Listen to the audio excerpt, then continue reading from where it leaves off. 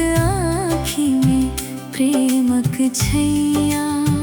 राखी के दिन आय रे भैया, बहिनक आँखी में प्रेमक छैया।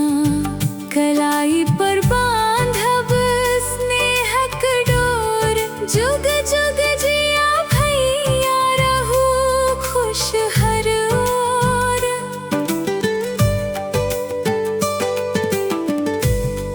बचपनक याद सब मोन पड़ैत छै, तोहर बिना आंगन सूना लगैत छै। दूर रहू ताकि दिल छी पास, भैया हमर तू छी विश्वास।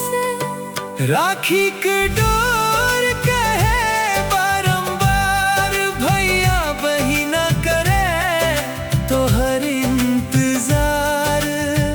राखी के डोर कहे बारंबार, भैया बहिना करे तोहर इंतजार।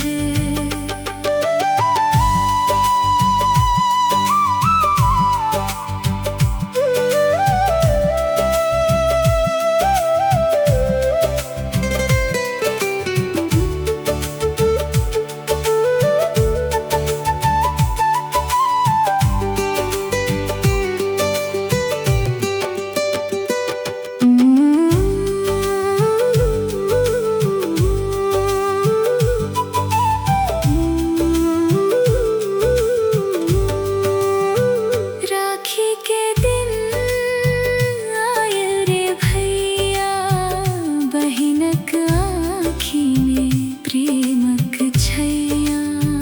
राखी के दिन आय रे भैया, बहिनक आँखी में प्रेमक छैया।